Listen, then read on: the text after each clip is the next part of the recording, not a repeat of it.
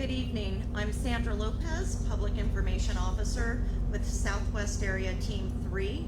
Tonight we're going to have a couple of updates from Dave Gesser, our Incident Commander, and Brent Davidson, our Operations Section Chief Trainee. First we'll have Dave.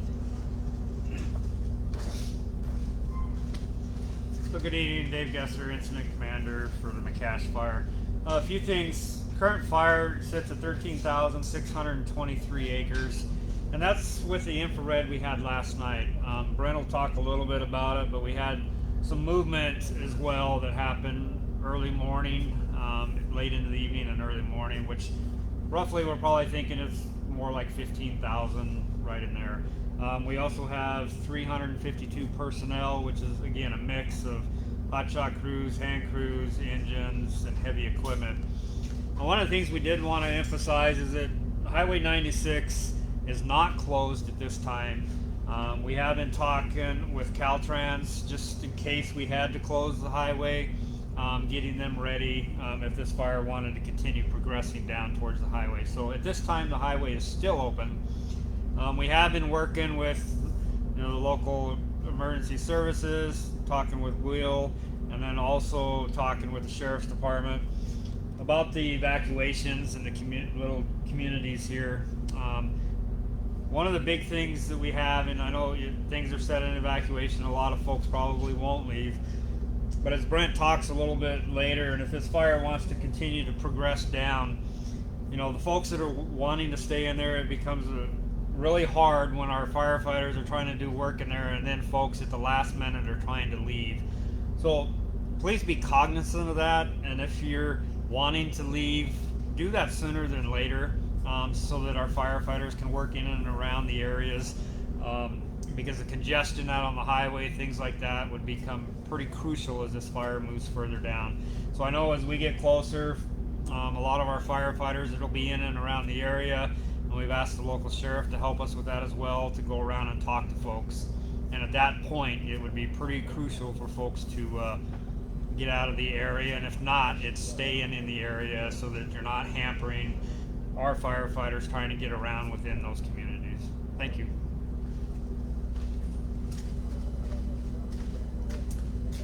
Good evening, everybody. Brent Davidson, Operations Trainee here on the McCash with Team 3. I'll give you an update of what's going on the fire. I'll continue with the laser pointer tonight. So I'll talk about the fire itself once again. On the northern part, continues to move primarily to the east, a little bit to the north out here. They did use some more aircraft today, some bucket work along the northern edge that came into some lighter fuels, out of the timber more into the brush models, and just kept that, kind of a stalling action to keep it from progressing to the north as quickly. So a little bit of that work in there as we work on the lines up to the northern part. They continued prep work here from Johnson Hunting Ground on the edge of the wilderness, all the way over to toward Independence Bridge and Ferry Point over here. Really a lot of heavy equipment still, progressing really well. Preparation work along that line, just as it moves between these two areas. Over here on the eastern side, talk about that a little bit first. It was still active in the wilderness. It is still moving, to the east a little bit, and down here to the south. Just kind of expanding on that footprint out in the wilderness. Still no factor to any values, and like we talked about last night, it's kind of a mixed severity burn. Some areas hotter than others, some areas backing fire and kind of cleaning up the forest floor and things like that. So kind of a mix of both. The southwest portion continues to just kind of back around in here. Not big movement right now, but it is still growing a little bit in this area. What's not represented on this map, and where we had the most growth last night, was over here, kind of at the head of Panther Creek.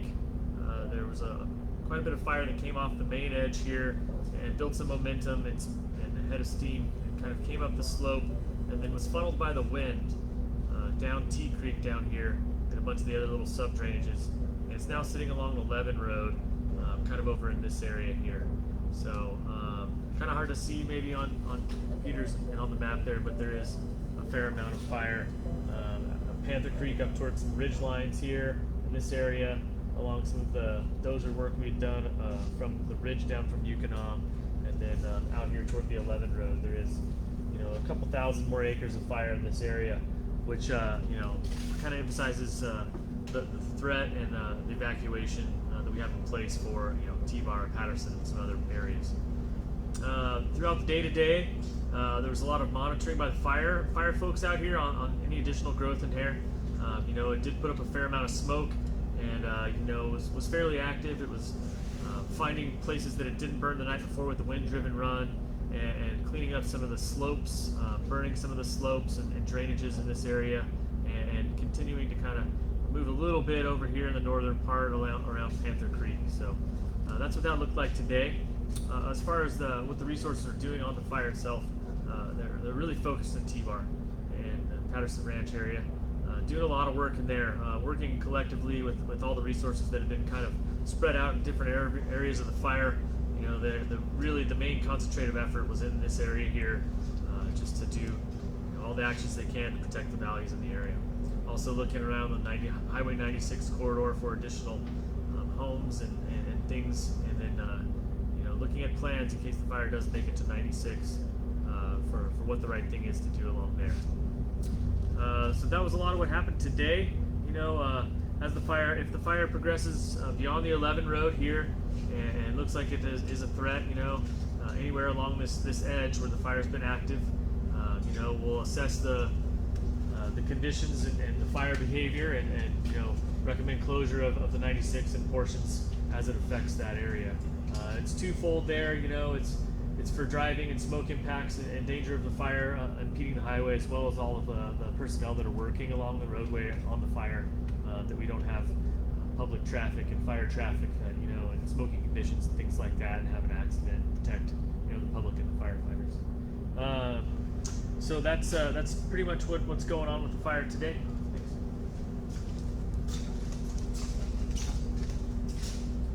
Great, thanks Dave and Brent for that update, and please know you can go ahead and post questions in the chat box, and we will answer them tonight throughout the meeting. We did get one question in advance, and we'll have either Dave or Brent respond to the question. The question is, if the fire continues northeast through Marble Mountain Wilderness, where will the fire containment line be located? Hey, thanks for the question. That one's a little bit difficult to answer. There's a lot of factors in place with that. Depends on direction it moves, the available resources, what the values are, the other actions that are being taken on the fire, a lot of different things like that. I would say that out in the wilderness, there are a lot of different things that could slow this fire spread or limit its direction and things like that. There's natural barriers out there, lakes, rocks, different fuels, streams and rivers and things like that. So it's a bit of a waiting game, and it's kind of one of those things you have to wait on and see.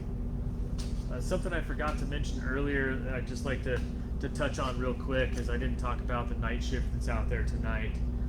With the fire behavior and the activity we saw last night, we did roll over some of our resources from day to night shift so that we have a bigger contingent of people that are out there at night. We continue to see some pretty good fire movement and activity at night, so we want to make sure we have people there that can do all they can in the nighttime. Thank you, Brent. And again, you can go ahead and post questions in the chat box, and we will answer those. I also want to remind folks that we are posting information on the INSA website. We're posting maps, our updates, and photos as those become available. We're also posting information on Facebook as well, and we have a fire information office line established, and you can call and talk with the public information officer to get the latest information about the fire. In addition to that, we are using air resources on this fire, and just a reminder that drones are not allowed in the fire area. We have to ensure that we provide safety for our firefighters in the air and on the ground. And also along Highway 96, there's increased traffic because of our fire personnel that is traveling that corridor. So we're asking for folks to just slow down a bit, take your time, and know that there will be fire engines, water tenders, and other traffic along that roadway that they do need to travel at a little slower pace due to the size of the vehicle. And we'll give it a few more moments to see if we have any additional questions posted into the chat box. So the next question is, has there been any spotting observed? Large bits of ash have fallen in Soames Bar area. So two answers, I guess, to that question. Yes, there's spotting that we've seen on this fire. When the fire came across Cub Creek, 4 or 5 days ago, and had a lot of momentum up the backside, the north side of Tin Bear Mountain, it did. There were quite a bit of spots, up to a mile and a half off of Tin Bear, which resulted in what we have down here with the fire. So there is spotting happening on this fire. The ash is kind of hard to figure out where that's coming from. Some of the larger fires in the area are probably some of the larger contributors to ash. No doubt that there's some ash falling around in the local area from this fire as well, but just like the smoke impacts we saw in here a week ago or so, the ash impacts are probably a combination of multiple fires in the area. Thanks, Brent. And if you have any, so there's another question. When do you expect 96 to close, and from what point to what point? Hard to tell when we would expect to. We have identified some features in place if the fire did cross, where we would start the closure process with Caltrans for 96. Roughly, if it does come down in this area where it's been the most active, the closure would probably be somewhere above Cottage Grove, down below Rogers Creek, roughly something like that. But it depends just on kind of where the fire hits the road and the activity on when and where. Great, thank you.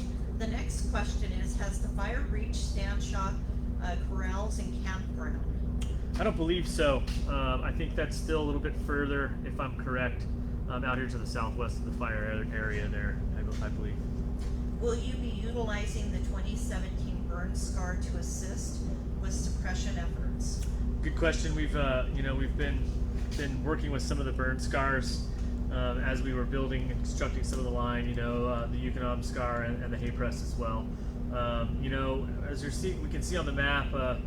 Maybe kind of hard to see for you, but some of this fire over here is actually where we started our ignition operations. We started in the burn scar area, and it hasn't really progressed out of there at all. It's still the same places where we started the burning operations. Other places, it's slowed its progress as it's hit some of the burn scars. Over here's another example of that. The burn scars, they burn with different severity. So some places they burn very hot, and there's not as much fuel there. Other places they didn't burn as intensely, and there's more timber and things like that can still carry the fire. So the burn scars are useful, but it does depend on how they'll burn through there. So far, they have slowed this fire spread where it's hitting. Will structure support crews be going to the residences on Tybar Road this evening that are in the path of the fire? So we do have the night division out tonight, focusing much like the day division did. On T-Bar and Patterson. So there are crews in the area. We do have hotshot crew and some engines and some supervision out there. So there are crews in the area, just in case. Yeah, sorry for the pronunciation on T-Bar. If there's any additional questions, please know you can post those into the chat. This is the opportunity to ask the incident commander and the operations section chief trainee about how we are managing the fire for 100% suppression efforts.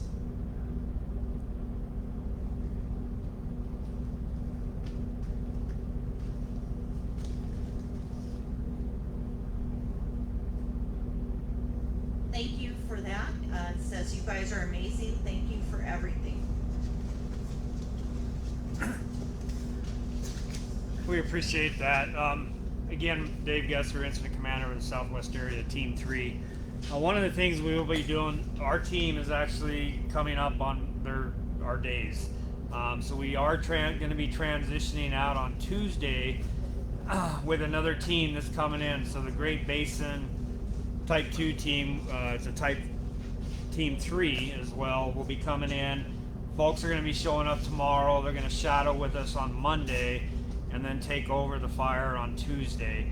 So we'll see an increase in some folks in and around that are in here, but you know, we've come up on that 14 days for our team, and so we'll be transitioning that out. I do want to thank everyone for all the support that's been out there and the communities and things, and working with all of the firefighters and folks out there. And we appreciate that. And there is another question. What is the current containment percentage? Yeah, so currently at this time the fire is 0% contained.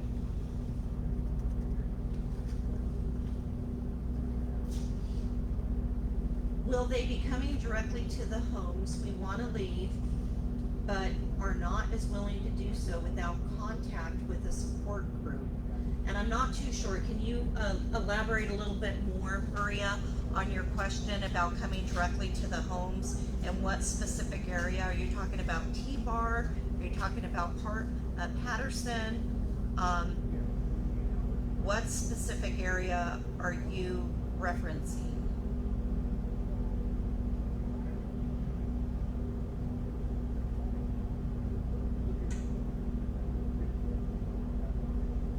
And just as a reminder, as Dave shared earlier, it's really important that whenever there is an evacuation status that has been put in order, that individuals are not within that area, because we do have a lot of firefighter equipment, and in addition to that, we have vehicles, and we also have our firefighters, and we want to ensure that our firefighters have the opportunity to focus their efforts on suppressing the fire. And when they have additional extenuating circumstances that they have to respond to, that does redirect their focuses from being able to suppress the fire. So if ever you're uncomfortable with how the fire is behaving closest to your area, please know that you do have the empowerment to leave your house as needed, and we want to ensure that we provide safety for all of the public. And there's an opportunity for the public also to provide safety for themselves as well by self-evacuating if you ever feel uncomfortable due to the conditions of the fire.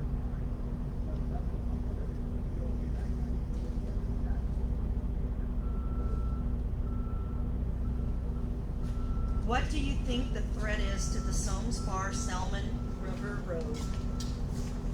So Soames Bar, Salmon River Road, south and southwest of the fire there.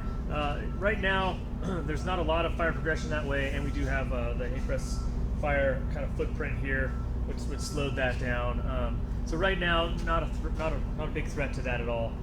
You know, it is an area that we have identified and you know, have kind of one would address if there were movement down there. Right now, no threat to that area, but changes in the weather, big wind events and things like that could progress the fire pretty quickly. So no direct threat right now. Great. And so, Maria, thank you for clarifying. We are on T-Bar, the closest home to the fire. There was a support group here yesterday that set up hose, sprinklers, and a pump. They had said they would be back to turn on the pump and make sure the system was running correctly. Will they be returning to our home this evening? You know, I don't know if they'll be there this evening to run pumps and things like that at night. Everybody has, they've been around all the homes and set up sprinklers and pumps and things like that in most of the areas, if not all the areas in T-Bar. So, you know, there is a plan in place if the fire comes within the vicinity of those homes with the correct timing to start all those pump systems and sprinklers and things like that. So, you know, there will be people out there making sure they're familiar and testing and checking all the equipment throughout the night tonight and tomorrow. You know, so you may see people around there, but you know, they're actively engaged and they're addressing all that, and they have a plan to implement as needed. Where exactly is the fire in relation to T-Bar Road? T-Bar Road, my pointer again, I set it down. So T-Bar Road is, you know, coming up this way, and it would be along the 13 and 11 road, right at the bridge, right in here. That's the furthest west point. So that would be the closest place to T-Bar Road. You know, we're within a mile and a half of the T-bar area there from that point, about a mile and a half. Will the next crew do these live updates as well? Yeah, so we've been working with the team, and we'll talk to them of the importance of having these updates. And they said, you know, they would continue doing as we are doing. So we'll ensure and talk to them about that, and they should be doing these as well. Were any hot spots found on the other side of 96 or the river? You mentioned something about that this morning. In the operations and Oh, okay. So I was reading a few of the comments there. No, nothing across the 96 corridor. So some of our infrared mapping stuff comes from satellites, and sometimes there's anomalies in that. So that was just an error with that reading. So nothing across 96. There are about 10 homes at T-Bar that need sprinklers turned on when fire comes if people leave. Yeah, you bet. All the night and day resources, they have all the area mapped out. They have intricate plans that they go over with all their resources every day. So they have a really a pattern that they would follow with the resources to get all the sprinklers and everything turned on. So yeah, well aware of all that out there. If we turn the pump on when we leave, will someone come in the morning and turn it off? And how long will the pump run on a tank of gas? Will it run overnight without someone here to refill it? Two parts of that question is please don't turn on the pumps. Leave that to the firefighters. They know best when the approaching fire is coming on how long the water and the fuel and things like that would last. And also, I'd recommend not turning them off. The fire crews have that plan for that. When the pumps run out of water or they run out of fuel, they turn off on their own. And then as far as how long they stay on, it really depends on how many sprinklers are out and things like that. So they run for a number of hours. You know, they get everything really wet in a short matter of time, and they're very reliable. And if you have any additional questions, you can go ahead and put it in the chat. I also want to share, again, that we have public information officers that can continue to answer questions. We don't have any other questions or comments in the chat. So we are going to go ahead and close out our meeting this evening. Thank you very much for all of your support. We greatly appreciate it. Have a great evening.